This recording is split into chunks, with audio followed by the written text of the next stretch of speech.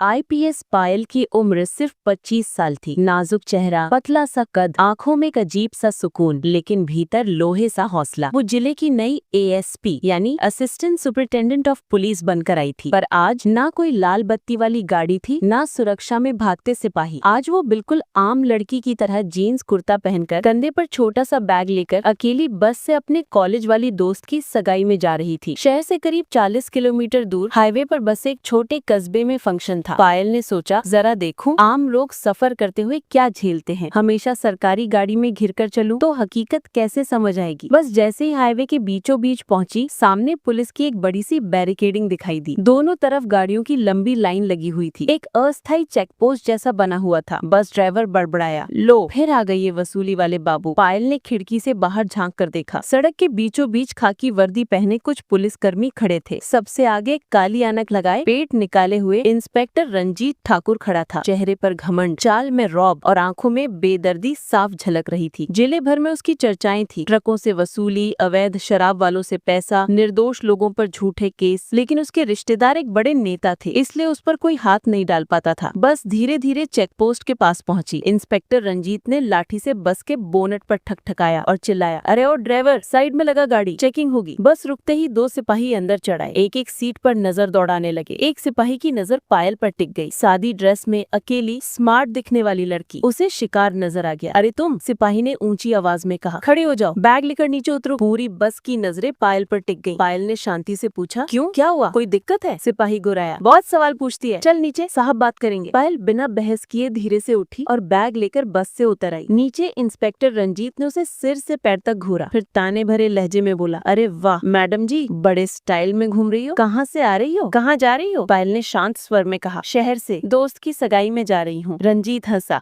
हा हा हा, सगाई में जा रही हैं? और पहचान क्या है आपके पास? कोई आईडी, कोई टिकट, कुछ भी? पायल ने बैग खोला, लेकिन उसमें सिर्फ फोन, पर्स और एक छोटी डायरी थी। वो जानबूझकर अपनी ऑफिशियल आईडी साथ नहीं लाई थी। मेरे पास अभी कोई पहचान पत्र नहीं है। पर इससे पहले कि वो बात पूरी करती, इंस्पेक्टर ने बीच में काट दिया, तो मैडम, ये हाईवे तुम्हारे बाप की जागीर नहीं है? बिना आईडी घूम रही हो अकेले और कहती हो दोस्त की सगाई में जा रही हूँ। बहुत स्मार्ट लग रही हो, कोई और धंधा तो नहीं? उसकी आवाज में एक गंदा इशारा छिपा था। पास खड़े सिपाहियों ने हल्की हंसी दबाई। पायल के चेहरे पर एक पल के लिए गुस्से की हल्की रेखा उभरी, लेकिन उसने खुद को काबू में रखा। आपको ऐसे बोलने का कोई हक नहीं है, उसने दृढ़ स्वर में कहा। इंस्पेक्टर का पारा चढ़ गया। अब ये हमें कानून सिखाएगी? देखो जरा, बिना पहचान के घूम रही है, शक के दायरे में है और ऊपर से जुबान चला रही है। वो और पास आकर बोला, सुन लड़की, सीधी तरह मान जा, वरना तुझ पर ऐसा केस डालूंगा कि जिंदगी भर सलाखें गिनती रहेगी। पायल ने उसकी आंखों में आंखें डालकर कहा, मैंने कोई गलत काम नहीं किया, आप बेवजह डराने की कोशिश मत कीजिए। ये सुनकर रंजीत आपे से बाहर हो गया। एक झटके में उसने हाथ उठाया और पायल के गाल पर जोरदार थप्पड़ जड़ दिया। बहुत हो गई तेरी बहादुरी। थप्पड़ की आवाज के साथ ही बस के अंदर बैठे लोग सहम गए। ड्राइवर ने सिर झुका लिया, कोई आगे नहीं आया। पायल का चेहरा एक तरफ झटका खा गया। कुछ पल के लिए उसकी आंखों के आगे सब धुंधला हुआ, लेकिन वो तुरंत संभल गई। अब उसकी आंखों में आग की लपटें साफ दिखाई दे रही थी। वो फिर भी शांत रही। रंजीत ने अपने सिपाहियों की तरफ देखा और बोला, ले चलो इसे चौकी पर, देखता हूँ कौन इसकी मदद करता है। अवैध गतिविधि, संदिग्ध हरकत, सबका केस बनाऊंगा। दो सिपाही आगे बढ़े। एक ने उसका हाथ कसकर पकड़ लिया, दूसरा बैग छीनने लगा। पायल ने सख्त आवाज में कहा, हाथ मत लगाइए। लेकिन अब उन्हें रौब दिखाना था। एक सिपाही ने उसके कंधे को जोर से धक्का दिया और बोला, चलो मैडम, बहुत देखे हैं तुम्हारे जैसे। पायल ने सोचा, आज अगर मैंने यही पहचान बता दी तो मुझे सिर्फ एक बदतमीज इंस्पेक्टर दिखेगा, लेकिन अगर चुप रही तो पूरे सिस्टम का असली चेहरा सामने आएगा। वो बिना और विरोध के उनकी जीप में बैठ गई। हेडिंग, चौकी का अंधेरा सच। चेक पोस्ट से थोड़ी दूर एक छोटी सी जर्जर इमारत थी, हाईवे पुलिस चौकी। बाहर टूटी कुर्सियां, अंदर गंदी दीवारें और एक कोने में जंग लगा हुआ ताला लगा लॉकअप। पायल को भीतर धकेलते हुए इंस्पेक्टर रंजीत ने सिपाहियों से कहा, सड़क पर सबके सामने बहुत नाटक कर रही थी, अब यहाँ इसकी अकड़ निकालता हूँ। उसने मेज पर बांटते ही सिगरेट जलाई, एक कश खींचा और फाइल खोलने का नाटक करते हुए बोला, नाम बता अपना। पायल चुप रही। अरे बहरी है क्या, नाम बता। कुछ पल बाद उसने शांत स्वर में कहा, पायल। पूरा नाम? पायल पुरुकी। पायल शर्मा। रंजीत हंसा, शर्मा गुप्ता वर्मा, सब एक जैसे नाम रखते हो? एड्रेस? पायल फिर चुप रही। रंजीत ने टेबल पर हाथ पटका, देख, जितनी देर कर रही है उतना बड़ा केस बनेगा। तुझे पता भी है हमारे बस में क्या क्या है? चोरी, लूट, देह व्यापार, ड्रग्स, जो बोलूं वही लिख देंगे। सामने बैठे सिपाही ने धीमे से कहा, साहब ये आम सी लड़की लग रही है, कहीं ऊपर से कोई न निकल आए। रंजीत ने घूर कर डांटा, तो पुलिस है या वकील, जो मैं कहूँ वही करेगा, समझा? उसने इशारा किया। दोनों सिपाहियों ने पायल को पकड़कर गंदे बदबूदार लॉकअप में डाल दिया। अंदर पहले से ही 2 महिलाएं बैठी थी। एक बूढ़ी जिसे देखकर लगता था वह मजदूरी करने वाली होगी, दूसरी करीब 30 साल की, आंखें डरी हुई, चेहरे पर सूजन के निशान। पायल ने धीरे से पूछा, आप दोनों यहाँ क्यों बंद है? बूढ़ी औरत बोली, मैं हाईवे के पास ठेला लगाकर चाय बेचती थी। रोज ये चौकी वाले फ्री में चाय, पकौड़े, सिगरेट सब ले जाते थे। एक दिन मैंने मना कर दिया तो बोले कानून सिखाती है। शाम को आए, गाड़ी में बिठा कर लाए और बोले कि मैं चोरी के माल का सौदा कराती हूँ। 2 दिन से अंदर हूँ, घर वालों को भी नहीं बता सके। दूसरी औरत की आंखों में आंसू आ गए। मैं बस में कंडक्टर हूँ, एक ड्राइवर से झगड़ा हो गया था, उसने याराना निकालकर इनसे शिकायत कर दी। अब मुझ पर 420 का केस डाल रहे हैं, कह रहे टिकट के पैसे खा गई, फर्जी टिकट बना रही थी। कोई सबूत नहीं, पर कौन पूछने आएगा हमारा? पायल चुपचाप सुनती रही। हर एक शब्द उसके दिल में कील की तरह चुभ रहा था। अगर मैं भी अपनी पहचान न बताऊं तो ये मेरे साथ भी यही करेंगे, और आम लोग तो कोई आवाज भी नहीं उठा पाते हैं। बाहर से इंस्पेक्टर की आवाज आई, अरे रमेश, ड्राफ्ट बनाना इस पायल शर्मा पर, लिख संदिग्ध महिला, अवैध सामान की तस्करी, पुलिस पर हमला और जनता को भड़काने का प्रयास, सब लगा दे। सिपाही हिचकिचाया, साहब सबूत? रंजीत हंसा, सबूत यही मानते हैं बेवकूफ, 2 गवाह बना देंगे, 2 फोटो खींच लेंगे, मीडिया वाले हमारे इशारे पर नाचते हैं। पायल सब सुन रही थी, उसकी मुट्ठियां भिज गईं, लेकिन चेहरा अब भी शांत था। उसी वक्त बाहर किसी गाड़ी के ब्रेक्स चीखते हुए रुके। चौकी के बाहर खलबली मच गई। एक सिपाही भागते हुए अंदर आया, साहब बड़ी बात हो गई, एसडीएम साहब की गाड़ी बाहर खड़ी है, लगता है सरप्राइज विजिट पर आए हैं। इंस्पेक्टर घबरा गया, क्या आज के दिन ही आना था इनको? उसने तुरंत बाल ठीक किए, शर्ट सीधी की और बाहर निकल गया। हेडिंग, एसडीएम की एंट्री। बाहर सफेद सरकारी गाड़ी खड़ी थी, उससे एक युवा तेज तरार नजर आने वाले अफसर उतरे। एसडीएम आरव मेहता। जिले में उनकी छवि ईमानदार अधिकारी की थी। उन्होंने चौकी की हालत देखी, टूटी खिड़कियां, गंदगी और इधर उधर बिखरी फाइलें और बंद लॉकअप की तरफ मुड़ती लाल पीली नजरें। इंस्पेक्टर रंजीत? जी सर। रंजीत ने बनावटी मुस्कान के साथ सलाम किया। जी आइए सर, प्लीज बैठिए। बस रूटीन चेकिंग चल रही थी। आरव की नजर लॉकअप पर पड़ी। अंदर कौन कौन बंद है? बस सर, 2-3 मामूली क्रिमिनल है और एक संदिग्ध लड़की, शक के आधार पर पकड़ा है। संदिग्ध लड़की? एसडीएम ने भौहें चढ़ाई, क्या चार्ज है? अभी जांच चल रही है सर। दिखाइए लॉकअप। रंजीत का चेहरे का रंग हल्का पड़ गया, लेकिन अब मना नहीं कर सकता था। वो चाबी लेकर लॉकअप के पास गया। जैसे ही ताला खुला, आरव ने अंदर झांका। उनकी नजर सबसे पहले पायल पर पड़ी। कुछ पल के लिए वो ठिठक गए, चेहरा थोड़ा सूजा हुआ, लेकिन आंखों में वही ठहराव, वही आत्मविश्वास। उन्हें अचानक याद आया, कलेक्टर ऑफिस में कुछ दिन पहले जिले की नई एएसपी की फाइल देखी थी, फोटो में यही चेहरा था। वो तुरंत गंभीर आवाज में बोले, आपका नाम? पायल ने पहली बार आंखें उठाकर सीधे उनकी ओर देखा। अब उसे लगा कि समय आ गया है। उसने धीमी लेकिन साफ आवाज में कहा, आईपीएस पायल शर्मा, इस जिले की नई एएसपी। पूरा कमरा जैसे थम गया। रंजीत के पैर लड़खड़ाने लगे। पीछे खड़े सिपाहियों ने एक दूसरे का चेहरा देखना शुरू कर दिया। आरव ने झटके से पूछा, आई कार्ड कहाँ है? पायल ने बैग की ओर इशारा किया। उसने जब्त कर लिया, उसमें मेरा official I card, posting order सब है। एसडीएम ने सिपाही से बैग मंगवाया, आई कार्ड निकाला, ध्यान से देखा और फिर जैसे पूरी चौकी पर बम गिर पड़ा। वो गरजते हुए बोले, इंस्पेक्टर रंजीत, आपको जरा भी अंदाजा है आपने क्या किया है? रंजीत हकलाते हुए बोला, सर मुझे नहीं पता था कि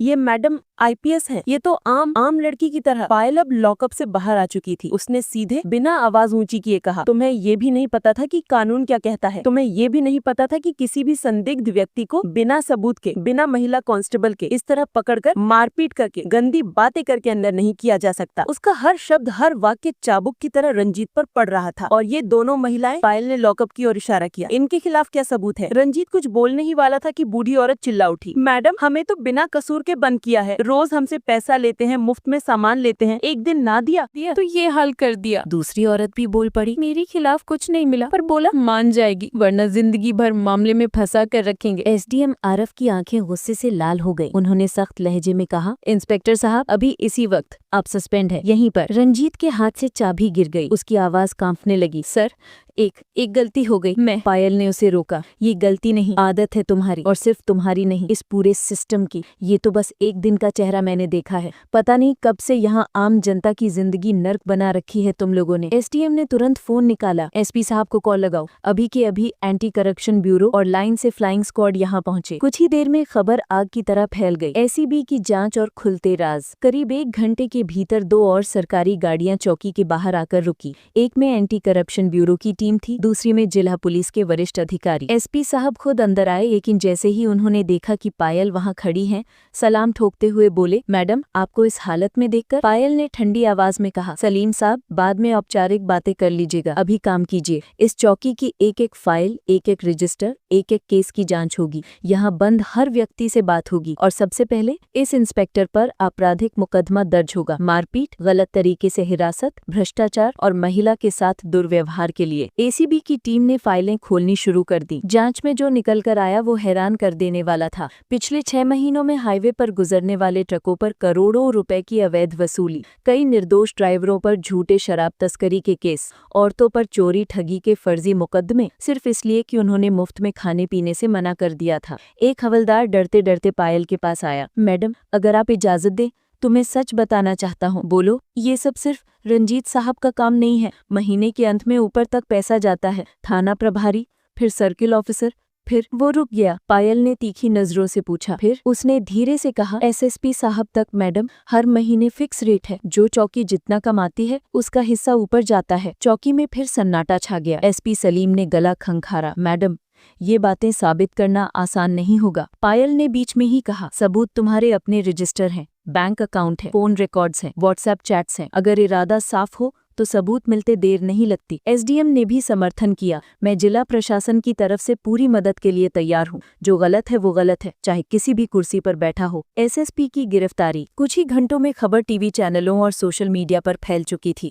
हाईवे पुलिस चौकी पर छापा, पूरी टीम सस्पेंड, ईमानदार महिला आईपीएस ने खोला भ्रष्टाचार का राज। शाम तक चीजें इतना तूल पकड़ चुकी थी कि खुद एसएसपी को मौके पर आना पड़ा। एसएसपी राजीव मल्होत्रा चौकी में घुसते ही बोले, ये क्या तमाशा लगा रखा है? मीडिया में मेरा नाम आ रहा है, ये सब कौन करा रहा है? पायल शांत खड़ी उनकी ओर देखती रही। उसने टेबल से एक फाइल उठाई, उनके सामने रख दी। सर जरा ये देख लीजिए। फाइल में चौकी से ऊपर भेजे गए कलेक्शन के हिसाब, कुछ रिकॉर्डिंग्स की कॉपी जिसमें रंजीत अपनी महीने की एंट्री के बारे में ऊपर बात कर रहा था, एक बयान जिसमें एक सिपाही ने बताया कि किस तारीख को कितना पैसा किसके हाथ भेजा गया। राजीव का चेहरा फीका पड़ गया। ये मनगढ़ंत है। पायल ने पहली बार अपनी आवाज ऊंची की, बस बहुत हो गया। जब सड़क पर आम आदमी खड़ा होता है तब आप लोग उसे 2 मिनट भी बोलने नहीं देते। अब आपकी बारी है सुनने की। वो एक एक शब्द पर जोर देते हुए बोली, आपके राज में, आपके जिले में, आपकी पुलिस ने आम जनता को एटीएम मशीन समझ रखा है। जो गरीब पैसे ना दे उसे झूठे केस में अंदर डाल दो, जो विरोध करे उसे मारो, डराओ, धमकाओ, और जो महिला हो उसके साथ बदतमीजी करो। एसडीएम आरव ने भी कठोर लहजे में कहा, राजीव जी ये मामला अब व्यक्तिगत नहीं रहा है। एसीबी ने प्राथमिक जांच में आपके खिलाफ पर्याप्त आधार पाया है। एसीबी के अधिकारी आगे बढ़े, हमने आपके निजी ड्राइवर और एक विश्वस्त क्लर्क के बैंक अकाउंट ट्रेल की जांच की है। रकम सीधे आपके परिवार के खातों में जाती रही है। हमारे पास कॉल रिकॉर्ड्स भी हैं। कुछ सेकंड के लिए पूरा कमरा खामोश रहा। फिर पायल ने साफ आवाज में कहा, एसएसपी राजीव मल्होत्रा, आपके खिलाफ भ्रष्टाचार, आपराधिक साजिश और सत्ता के दुरुपयोग के गंभीर आरोप बनते हैं। अभी इसी वक्त आपको निलंबित किया जाता है और एसीबी की हिरासत में भेजा जाता है। ये सुनते ही कई पुलिसकर्मियों के मुंह खुले के खुले रह गए। जिले के सबसे बड़े पुलिस अधिकारी को एक 25 वर्ष की युवा आईपीएस लड़की के सामने झुकना पड़ा था। एसीबी के 2 अधिकारी आगे बढ़े, राजीव के हाथ से मोबाइल लिया। औपचारिक तौर पर उन्हें गिरफ्त में लिया गया। चौकी के बाहर खड़े कुछ पत्रकारों ने ये नज़ारा अपने कैमरों में कैद कर लिया। पहले बार एक एसएसपी की खुलेआम गिरफ्तारी, सिस्टम में हड़कंप और नई शुरुआत। रात तक मामला सीधे मुख्यमंत्री तक पहुंच चुका था। वीडियो, फोटो, रिपोर्ट, हर तरफ सिर्फ एक ही नाम गूंज रहा था, आईपीएस पायल शर्मा। मुख्यमंत्री ने तत्काल आदेश जारी किए। पूरे जिले के सभी हाईवे चौकियों की जांच, बीते 1 साल में दर्ज किए गए संदिग्ध मामलों की समीक्षा और भ्रष्टाचारी पुलिसकर्मियों के खिलाफ सख्त से सख्त कार्रवाई। 2 दिन के भीतर 35 पुलिसकर्मी सस्पेंड हुए, 12 पर सीधे आपराधिक मुकदमे दर्ज हुए। दर्जनों निर्दोष लोगों जिन पर झूठे केस थे, कोर्ट के आदेश से जमानत और राहत मिली। जेल से बाहर आते हुए वही चाय बेचने वाली बूढ़ी औरत की आंखों में आंसू थे। भगवान, पायल जैसी बेटी सबको दे। पायल की सीख। कुछ हफ्तों बाद जिला पुलिस लाइन में एक मीटिंग बुलाई गई। सभी थानों के थानेदार, चौकी इंचार्ज और सैकड़ों सिपाही मैदान में कुर्सियों पर बैठे थे। मंच पर एसडीएम, नए एसएसपी और बीच में आईपीएस पायल शर्मा। पायल ने माइक उठाया, आप सब जानते हैं कुछ दिन पहले क्या हुआ था। मैं आप ही के बीच एक आम लड़की की तरह सफर कर रही थी। आप में से किसी को भी नहीं पता था कि मैं कौन हूँ।